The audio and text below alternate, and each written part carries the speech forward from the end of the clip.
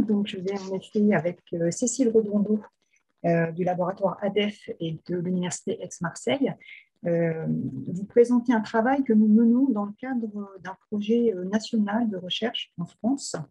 Ce travail porte sur les pratiques des enseignants avec et sur des ressources pédagogiques numériques au sein de formations supérieures courtes de techniciens. Donc, en fait, ça correspond en France aux IUT, aux Instituts universitaires de technologie, ce qui serait l'équivalent au Canada des formations techniques en cégep. D'ailleurs, il est assez remarquable de constater que ces deux institutions, IUT et cégep, ont été créées quasiment à la même époque, puisque les IUT ont été créés en 1966 et les cégep en 1967. Alors, je vais d'abord vous présenter les objectifs de ce programme de recherche qui est financé par l'Agence nationale de la recherche en France pour que vous situiez le contexte de cette communication. Donc, il s'agit du programme Renoir IUT, donc Renoir signifiant ressources numériques, offre, intermédiation, réseau en institut universitaire de technologie. Ce projet a trois objectifs. Le premier vise les collectifs. Il s'agit de recenser, de caractériser les interactions entre les acteurs de la production de ressources dans le contexte des IUT, un contexte avec une forte exigence de professionnalisation. D'ailleurs, cette exigence va être renforcée à la rentrée 2021, puisque les IUT connaissent une réforme qui va, entre autres, voir le passage de la formation de 2 à 3 années, mais aussi la mise en place d'une approche par compétences. Donc, dans ce projet, on va s'intéresser ici au lien entre les acteurs contribuant à l'élaboration des programmes pédagogiques nationaux, puisque à l'image de ce qui se passe pour l'enseignement du second degré, il y a des programmes nationaux qui sont partagés au niveau des IUT. Donc, contribuent à l'élaboration de ces programmes des enseignants, des associations disciplinaires, des représentants du milieu socio-économique, donc des réseaux et des collectifs. Donc, il s'agit ici d'étudier l'agencement et le rôle de ces acteurs dans l'élaboration des ressources. Le deuxième objectif consiste à analyser comment l'offre de ressources se structure. Par exemple, en France, pour les universités, nous avons des plateformes de mise à disposition de ressources et les IUT présentent une caractéristique, c'est qu'ils ont leur propre plateforme de mise à disposition de ressources et c'est la seule finalement qui ne soit pas thématique, contrairement aux universités numériques thématiques. Donc, la plateforme en question, je la cite, c'est IUT en ligne. Et donc, on s'interroge sur ce qu'implique en termes de design des ressources, l'existence de ces plateformes, mais aussi en termes de rapport au savoir qu'elles proposent. Et enfin, le troisième objectif concerne les enseignants, plus spécifiquement, notamment les pratiques des enseignants avec et sur les ressources dans ce contexte des IUT. Cette dimension est assez peu documentée en France sur l'université et encore moins concernant les formations professionnelles. Donc, c'est sur ce dernier aspect que la communication va porter, sachant qu'il s'agit vraiment d'un travail encore exploratoire. Alors, comme ce travail, en fait, comme cette perspective est assez peu documentée, nous avons choisi ici, dans cette communication, de nous appuyer sur des processus qui sont bien identifiés au niveau de l'enseignement secondaire. Donc, il y a un nombre de recherches et d'études déjà menées. Donc, vous pouvez en trouver une synthèse dans la publication que j'ai mentionnée ici. Donc, pour les enseignants du second degré, donc plutôt des élèves de 15 à 18 ans. Alors, les processus qui ont été identifiés dans ces recherches sont au nombre de 4. Et je vais, par exemple, commencer par la notion d'héritage, le processus d'héritage. Donc, les enseignants, durant leur formation initiale, reçoivent en quelque sorte des ressources qu'ils mobilisent lors de leurs cours, mais aussi en début de carrière, des collègues peuvent leur donner, leur transmettre des ressources. Donc, c'est ce que l'on nomme le processus d'héritage. Le deuxième processus qui est mentionné sur le schéma, c'est celui de la confiance. Les enseignants vont se constituer un réseau qu'on peut qualifier de réseau de confiance. Alors, ce réseau de confiance, il va être constitué de personnes, de sites web, d'ouvrages, etc. Des ressources que les enseignants vont considérer comme des ressources fiables et vers lesquelles ils vont se tourner lorsqu'ils vont rencontrer une difficulté, une question, un problème à résoudre. Le troisième processus qui est mentionné en bas du schéma, c'est le processus de participation.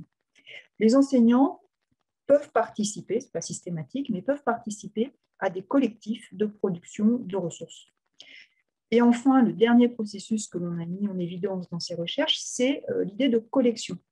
Les enseignants collectent, stockent, organisent leurs ressources, que ce soit des ressources numériques ou bien physiques sur des étagères, par exemple. Et ça, c'est un processus qui a lieu évidemment tout au long de la carrière.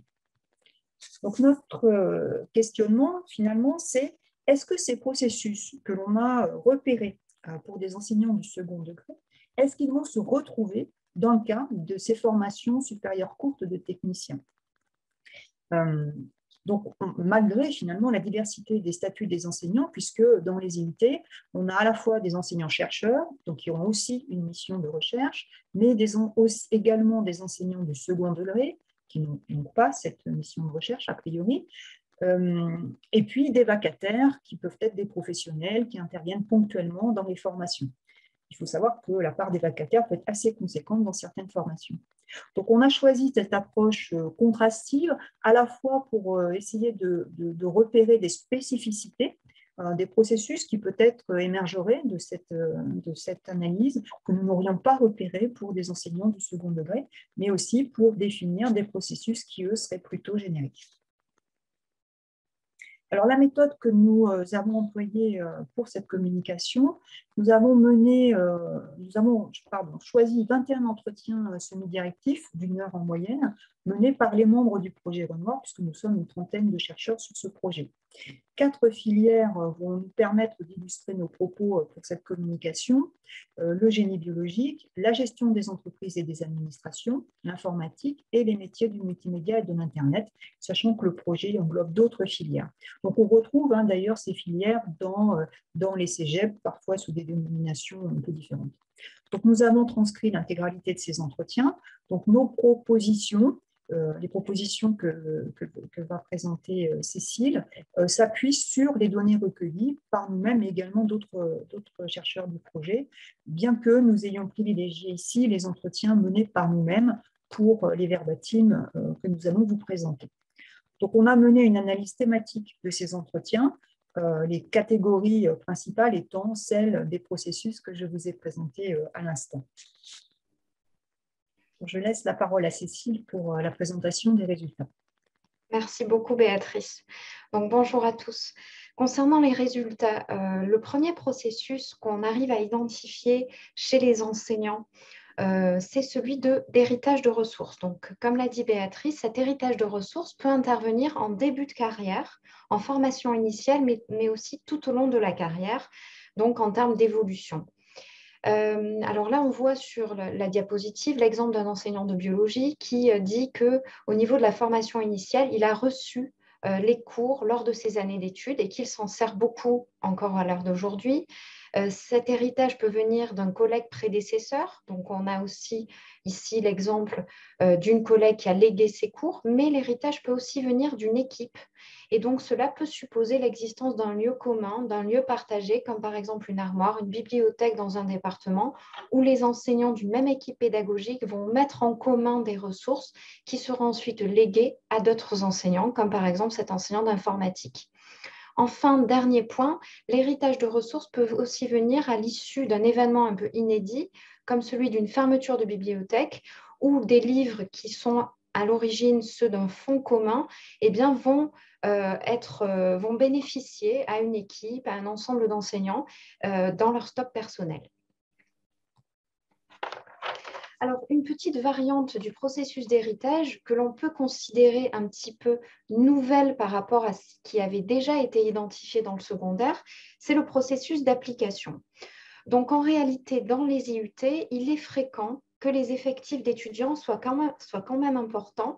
Et là intervient le processus d'application quand un enseignant doit animer un cours magistral avec un grand nombre d'étudiants et ensuite lorsque différents intervenants vont animer simultanément des TD et des TP construits sur la base du cours magistral et donc avec une exigence d'équité entre les étudiants puisque tous doivent recevoir le même contenu.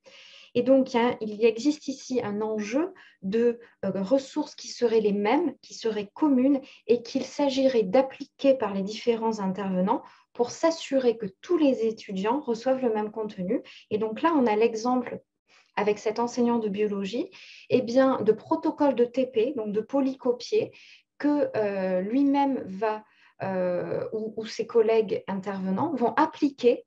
Et donc, finalement, ils agissent comme des simples applicateurs à partir d'une ressource imposée, dit-il. Alors, deuxième processus qui avait été également identifié dans le secondaire concernant les ressources, eh bien, c'est celui de la gestion de la collection de ressources. Comment les enseignants vont sauvegarder, vont stocker les ressources tout au long de leur carrière? Comment est-ce qu'ils vont les classifier afin d'en optimiser l'utilisation?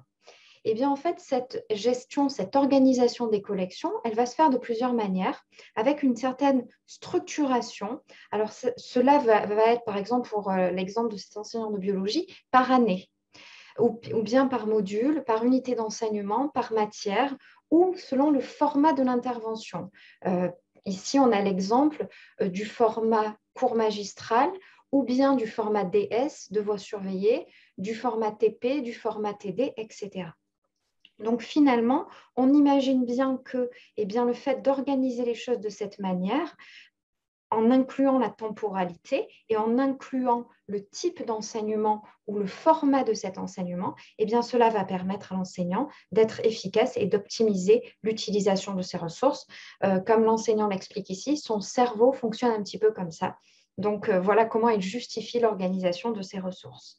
Alors, donc, on a bien un archivage, un stockage, une thésaurisation des ressources dans lesquelles on va également inclure, les professeurs d'IUT vont également inclure les productions d'étudiants, puisque les mémoires, les traces de projets tutorés en particulier, vont faire également partie de ces ressources qui sont collectées, qui sont gérées et qui sont organisées. Troisième processus qui avait également été identifié dans le secondaire et qu'on retrouve dans les IUT, c'est le processus de réseau de confiance. Donc, comme l'a expliqué Béatrice tout à l'heure, la confiance, elle va s'exercer envers des sources que l'on va juger, que les enseignants d'IUT vont juger fiables, vont juger pertinentes. Et de second point sur cette diapositive, la confiance s'exerce aussi envers le monde professionnel. Alors, je reviens sur le premier point. Une confiance exercée envers des sources jugées fiables, donc comme l'a également dit Béatrice dans la première partie, ce peut être des ouvrages, des personnes, des sites de référence, des forums, donc également des espaces collectifs, collaboratifs. Ici, on a l'exemple d'un enseignant de MMI qui dit que les forums constituent un élément de référence où, avec l'expérience, il trouve pas mal de choses.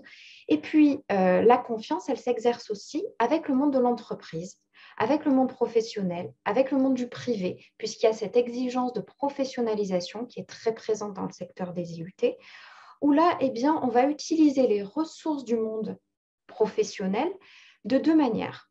Cela peut être par opportunité, c'est-à-dire que pour illustrer leurs cours, les enseignants d'IUT peuvent s'appuyer sur les ressources des entreprises. Cela constitue en effet un appui concret à l'illustration de ce qu'ils développent comme contenu avec les étudiants. Mais ce qu'on remarque de façon un petit peu plus inédite, en particulier dans le contexte des IUT, c'est le fait qu'il y existe un véritable partenariat entre les enseignants et les professionnels des entreprises. Et donc, lors des visites de stage, lors des projets, il y aura une véritable symbiose entre ce que peuvent apporter les enseignants à l'entreprise et ce que les professionnels des entreprises vont également apporter au monde de l'enseignement, au secteur des IUT. Donc, une véritable relation partenariale entre les deux milieux. Quatrième processus sur ces ressources, celui de participation. Alors, en effet, cette participation, elle existe de manière collective, elle existe de manière collaborative ou coopérative, selon les termes qu'on peut trouver dans la littérature scientifique. On participe à une œuvre collective, à un travail d'équipe. Et donc là, on voit vraiment l'engagement de l'enseignant d'IUT dans la production de ressources pour un collectif. Alors, ce collectif peut exister à différentes échelles. Il peut exister au niveau d'une équipe pédagogique, donc par exemple organisé au niveau d'une discipline, où pour cet enseignant d'informatique, on va se mettre d'accord sur un polycope propre au département. Et donc là, on imagine bien l'investissement de toute une équipe pour la constitution d'un polycopier, d'un document, d'une ressource commune à des enseignants d'une même discipline. Et on peut également concevoir le temps que cela va nécessiter. Deuxième échelle, eh bien, ça va être celle de l'établissement. Donc là, on est toujours au niveau local, l'échelle d'une structure, d'un établissement d'enseignement du supérieur, où on a l'exemple d'un enseignant de biologie, là par exemple, qui indique qu'il y a eu un financement de l'établissement pour réaliser des vidéos sur des aspects pratiques. Donc là aussi, il s'agit d'une participation, d'un engagement des enseignants au service d'une cause collective, donc un petit peu plus élargie qu'au sein d'une équipe pédagogique, et avec également le coût financier que cela implique. Dernier processus sur les ressources, celui de partage. Donc là, on a une dimension de don, de transmission de ressources, ici aussi à différentes échelles. Donc on a l'échelle d'un individu, d'un collègue, d'un professeur de l'équipe, où là, par exemple, pour un professeur d'informatique, eh bien, il va mettre ses ressources à disposition d'un collègue du département et où l'autre enseignant pourra piocher allègrement suivant les occasions.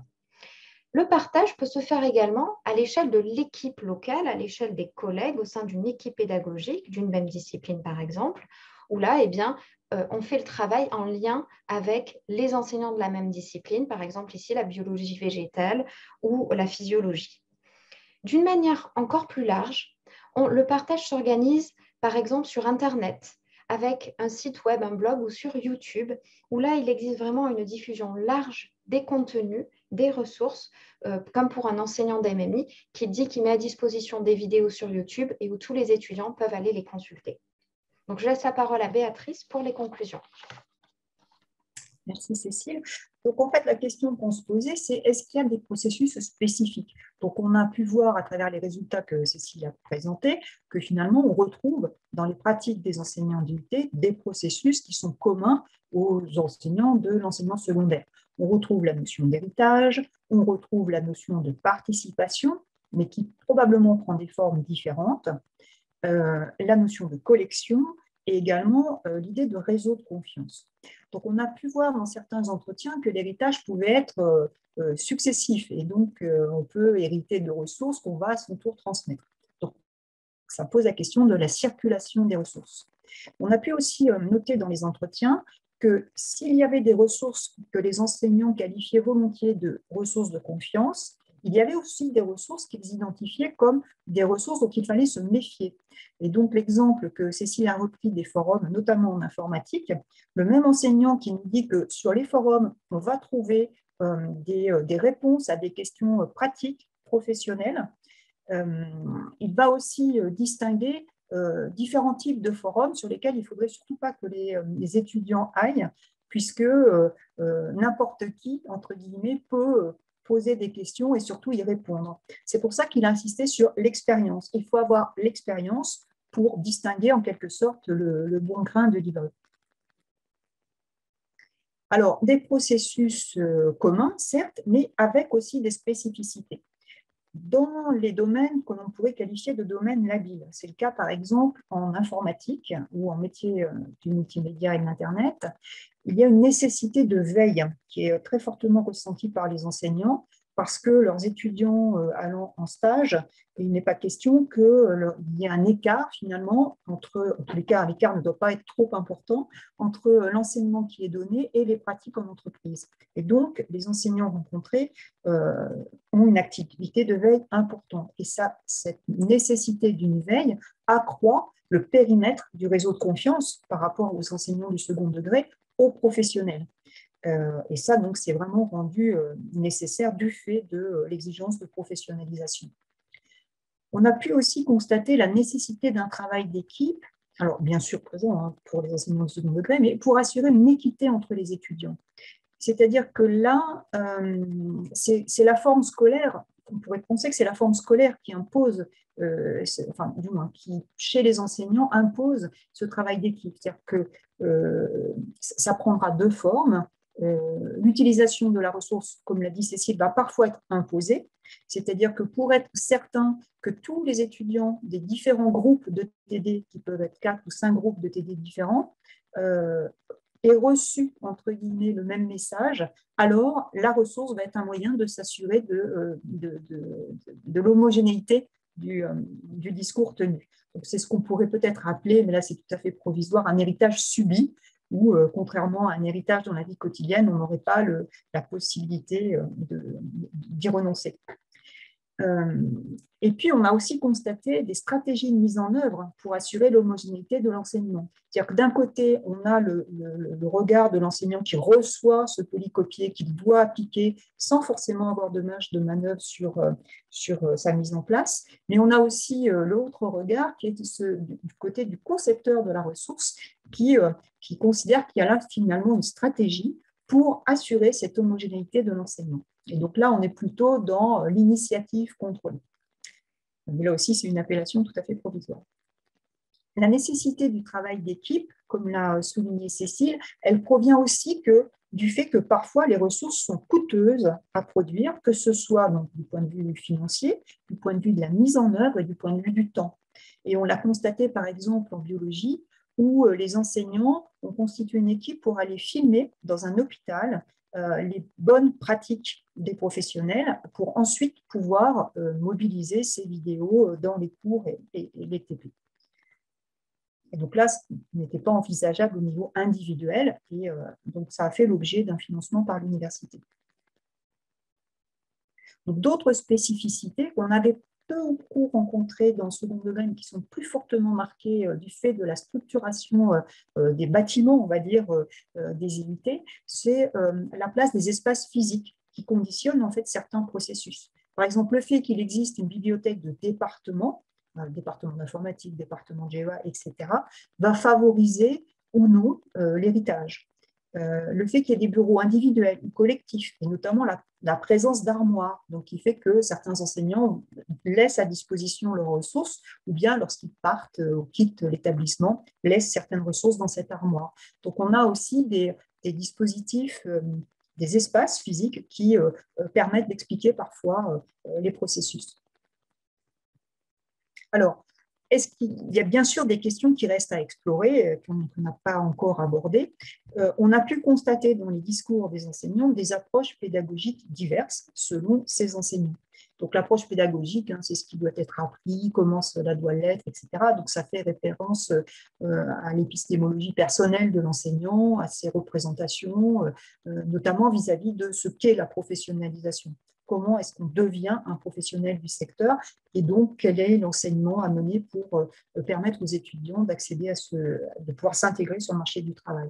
Donc la question qu'on peut se poser, c'est quels sont les rapports aux ressources que génèrent ces différentes approches pédagogiques.